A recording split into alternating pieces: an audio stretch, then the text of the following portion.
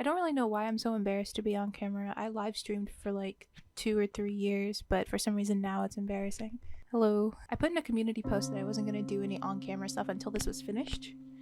It's not finished. And I know it's not finished. I just really wanted to get this video out, okay? But regardless, what I've got for you today is another horror manga. It's actually really short, so here are triggers and content warnings. It's only 2 volumes, so you could go read it right now if you wanted to, if this stuff doesn't bother you. It's a short read, but I don't really recommend you read it. I mean, I don't recommend you not read it. It's mid. The comic's mid. But yeah, go read it now. Otherwise, let's get into the story. So our protagonist Toru is 18 years old. Technically, he's still a child by Japanese standards. In Japan, you become an adult at age 20, and a lot of universities actually do this thing called the coming of age ceremony. My university here in Japan did that as well, but I was already 21 when I came, so I didn't get to go. But yeah, at age 20 in Japan, you can drink, you can smoke. That's their age of adulthood, not 18. So that's really important. Toru is 18, but he's still a kid, okay? That is an important plot point. He arrives at this orphanage that his mother recommended he get a job to. We never get clarity as to why she recommended this place for a job, but she did, apparently. For one summer, the job said that it would pay 3 million yen, which is about $20,000, which is pretty freaking good for like a couple of months. Toru doesn't really know what he'll be doing, but he knows that he'll be taking care of some kids. Well, when he first arrives, he sees one of the kids praying over a gravestone with small little tears in her eyes. And this is only mentioned one other time. We're never told exactly who dies, and the fact that she's crying should naturally mean that she's sad about it, right? Once you start to know this character, that makes no sense. You'll see what I mean in a little bit. She asks if he's the new temporary worker, and he's like, yes I am, because he is. She introduces herself as Sakurako, and she is the head teacher at this orphanage, despite being only 14 years old. So this is a place for children, run by a child. There's one scene where Toru pulls out a lot of Pocky to try to entice the scared little nervous children to come say hi to him, but Sakurako gets a little upset by this, and like threatens him like, ooh, you better follow the rules, don't spoil their appetite.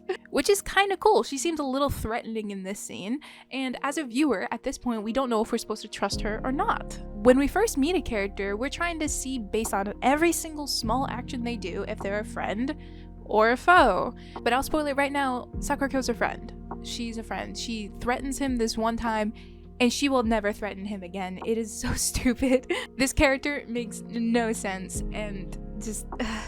I don't even know why the author made her threaten him here. She wasn't gonna do shit about it.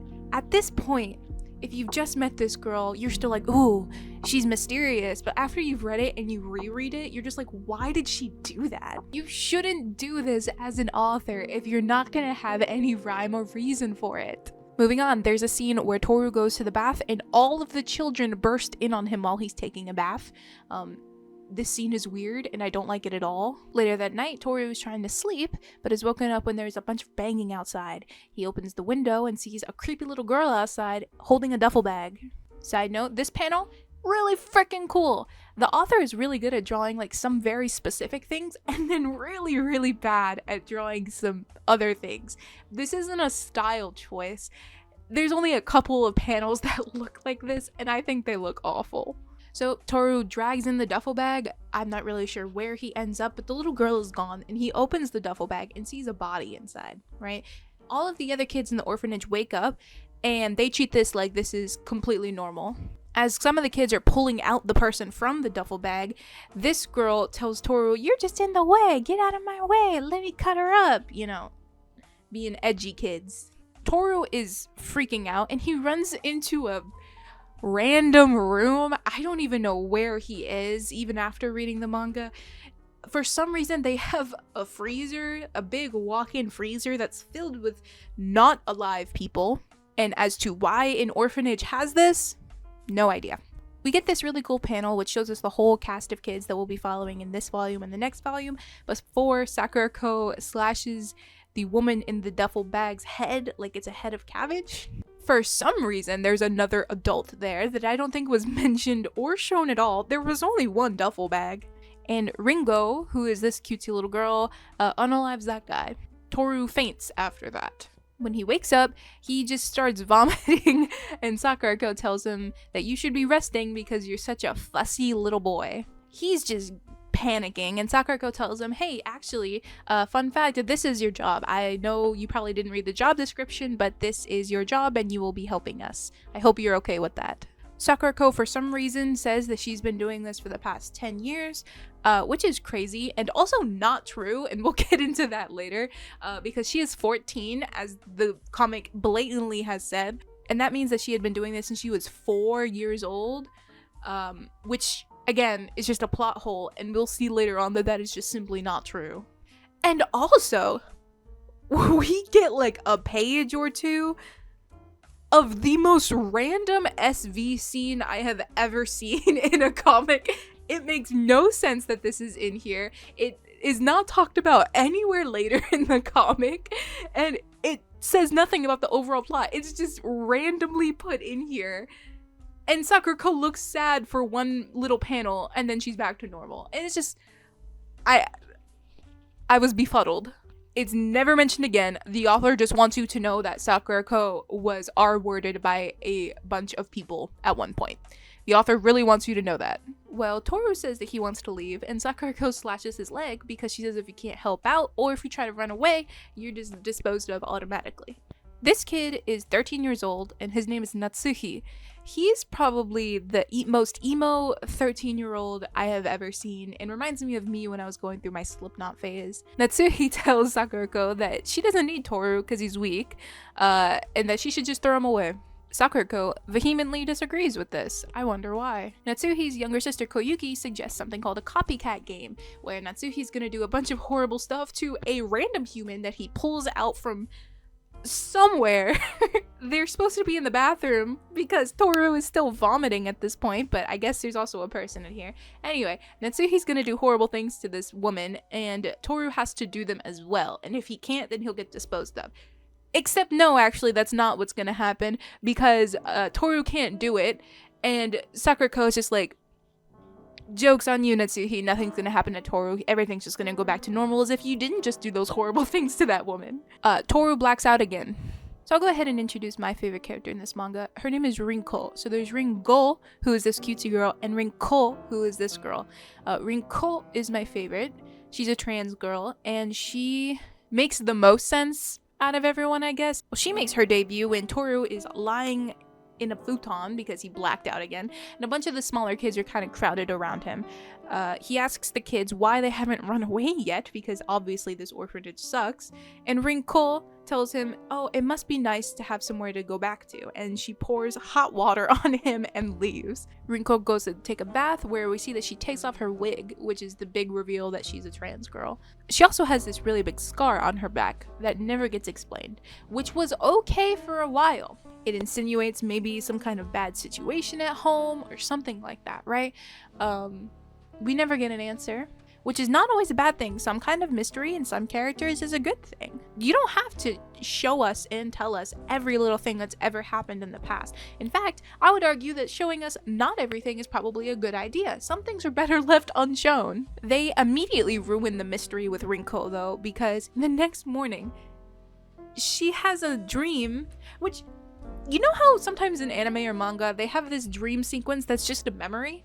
Do any of you guys have dreams that are just memories? I feel like that's crazy, right? That doesn't happen. You might have dreams that implement certain memories into them, like a subplot or something, but there's never a dream that's just a whole ass memory.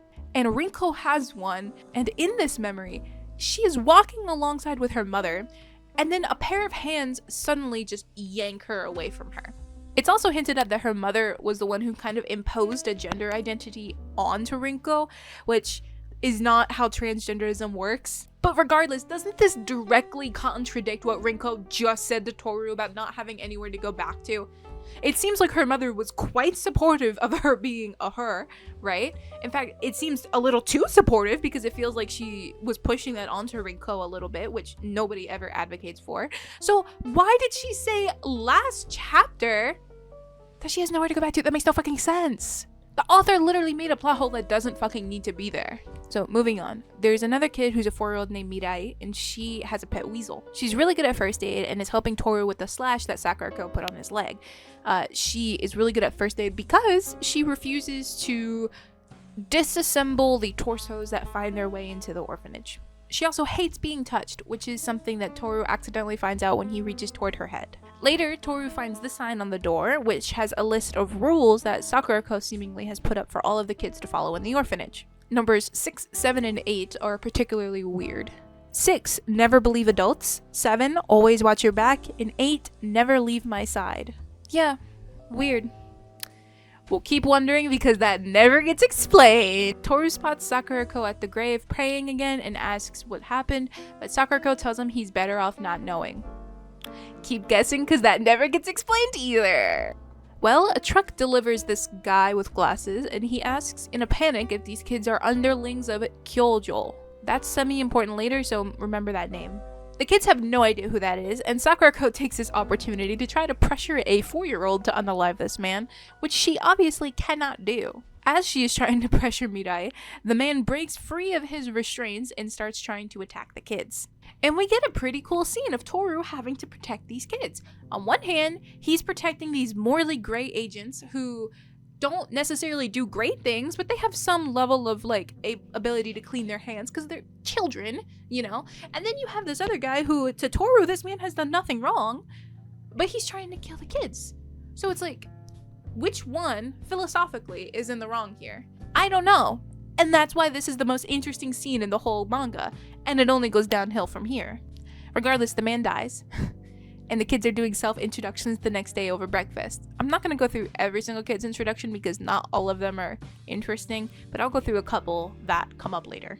Shiru is blind, and she's Rinko's best friend. As you know, Rinko is the trans girl. There's Ringo, who's the cutesy girl, a pair of twins, Wataru and Kakeru, and there's the little girl Mirai, Natsuhi, the 13-year-old who loves listening to Korn, and his little sister Koyuki. We get a fluffy scene of Toru and the kids getting along for a little bit, such as they put like black ink on a camera that he puts his eye up to take a picture of them when they're posing for a group photo.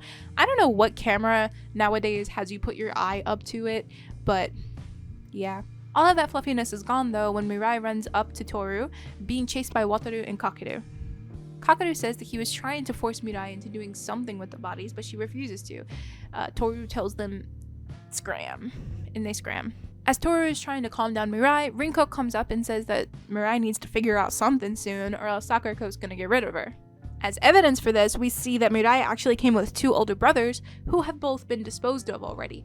This scene is another one that makes no freaking sense because her brothers were apparently taken care of in front of both her and her father.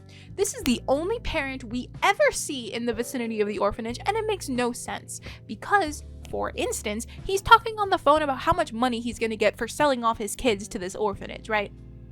Which hints at something later, which is interesting, but we'll get to that when we get to that. Why is Sakurako killing 2 kids the second they arrive here when the dude hasn't even gotten payment yet? They haven't even had a chance to prove whether or not they can do anything in the orphanage. She's just like, no, I don't like you guys. But you, like, I don't understand.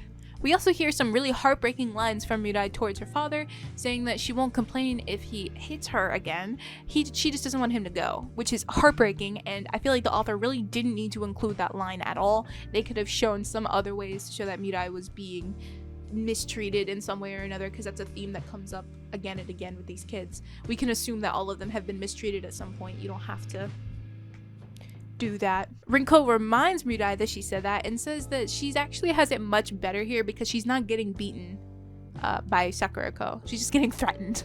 Rinko tells Mirai that she should really suck it up because here will treat her a lot better than the outside world will. Toru vehemently disagrees and says that they should leave. Rinko is like, what? We could do that? But regardless, Rinko, Mirai, and Toru end up a 3-man team and they're all planning on escaping at some point or another. Well, that's cool and all, but then that night Toru wakes up to the head of Mirai in his futon next to him. And that's the end of volume 1, so cool. Alright, so in terms of volume 1, we got a few contradictions here and there, but overall the setup is not horrible. Right? Like, we've got some ideas here. We've got an orphanage that people are getting money to sell their kids to. We've got the mysterious name of Kyojo. And now we've got the Rinko and Toru tag team now that they have to escape in the name of Mirai, right? She's gone. She's she's donezo's. So now Toru's gonna feel guilty that he couldn't protect her, and now has to protect all the kids there, right? Some sort of justice, responsibility, emotion he's got going on, something like that, right? Well, no, actually, that doesn't happen. Everyone at first thinks that Toru's the one who unalived Mirai, but we quickly learn that it was Kakeru, one of the twins. Wataru actually puts his arm out like this when Toru realizes that it was Kakeru, as like a cute way of protecting his younger brother, which I think is actually a really cool and subtle way to characterize your characters. Have them do very small things like this. Very, very good writing. I think it's awesome. And then the story gets really somber for a minute, and I really like this little tonal change. Rinko goes to pick up Mirai's body, and Toru stops her, saying that he'll pick her up, not only because he's bigger and stronger, but because Mirai didn't like being touched when she was still alive. And out of everybody in the orphanage, it seemed like she warmed up to Toru the most. So if anybody had to touch her, I think that Toru would probably be the one to get the least amount of backlash for it. Oh, also Rinko is missing. No one seems to care, but Rinko is missing. Wataru and Kakeru get into an argument, and Kakeru pushes Wataru into a nearby river. Two adults join the story. We have the sleepy twink and the masked woman, and Ringo really likes the masked woman. Apparently they're friendly in some way, I don't know. We learn that it's their job to bring supplies to the orphanage. Toru confronts them, specifically the twink, demanding to know if he's been threatened by this Kyojo person to come up and help in this weird operation they've got going on there. The sleepy twink says, "How did you know that?" And Toru tries to pressure them into helping him let the kids escape and go back home and stop, unaliving people. But the masked woman simply refuses. She says that she's too scared and doesn't want to get involved in anything like that. Well, Wataru is later found in the river, and Sakurako confronts Kakeru and asks to know why he did that. Eventually, things culminate in Sakurako hitting Kakeru upside the head with a hammer, and he's so disoriented and not able to walk, and it's just really sad. I don't understand why she didn't just finish him off or something like that. That really makes me feel like she has no empathy at all. Natsuhi, for some reason, has a sniper rifle and shoots Kakeru in a way of showing mercy. It's freaking weird. Also, we see that Koyuki has been a figment of Natsuhi's imagination the entire time. For some reason. Does it feel like I'm going too fast? Yeah. It's because this manga is going too fast. This is what I mean when I say, like, oh, it's only 2 volumes. I feel like there's a lot of points here, a lot of ideas, a lot of themes, a lot of things that could possibly be expanded upon, but they just don't. They just don't go anywhere. We're almost done. Let's just finish this out. So the masked woman goes and unalives Ringo and 2 other kids down at the river that Wataru was found in. Apparently, her and Mr. Sleepy Twink are gonna start getting rid of all of the kids now. Masked woman says that she was paid to do this, or that they will be getting paid when they do this.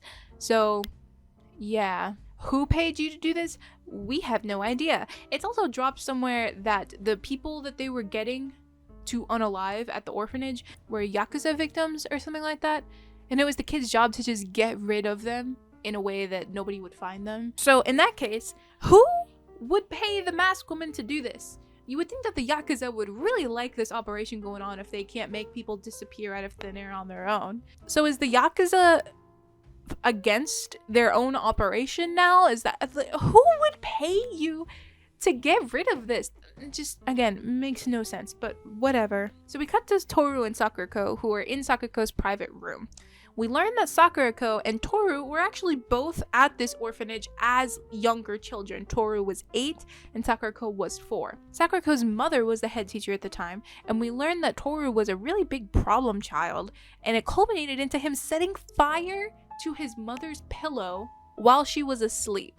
So he was sent here to try to figure that out, I guess. Somehow, Toru convinced Sakurako to help him unalive her own mother, and she's been living here on her own ever since, eating out of the dirt and whatever bugs and crap she could eat to survive, right? So she's just been living here. We cut away and see that Rinko is alive and had just fallen into the mountains down a cliff somewhere when Kakeru was chasing her to try to unalive her after he unalived Mirai. So she's alive, that's cool.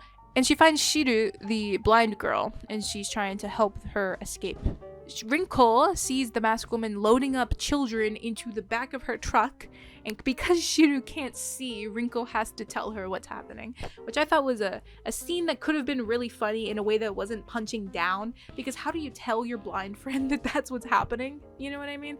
So yeah, that had potential, but it didn't go anywhere.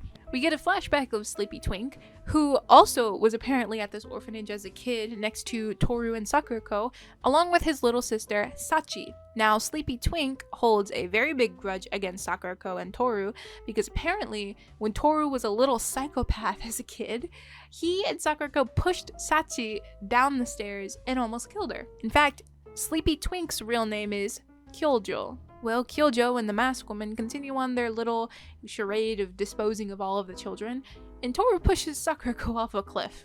The masked woman shoots Shiru in the leg as she's pursuing both Rinko and Shiru, and Rinko hugs Shiru and throws them both off of a cliff to try to escape the masked woman. From this point, Toru's personality completely shifts. We learn that this whole time where he thought that he was, sick or trying to help or whatever, he was just masking in some kind of way where he was pretending to be his father, because as a kid he was told over and over again that he's not normal and he shouldn't be doing these things. Why can't you just be more like your dad? So he decided that from now on he's just gonna only do whatever he thinks his father would do in these situations. But it seems like at this point his facade is starting to break down. He saves Rinko and Shiru from the masked woman and then gets hit by Kyojo's car. Rinko says something kind of badass, telling Kyojo that he'll never grow up.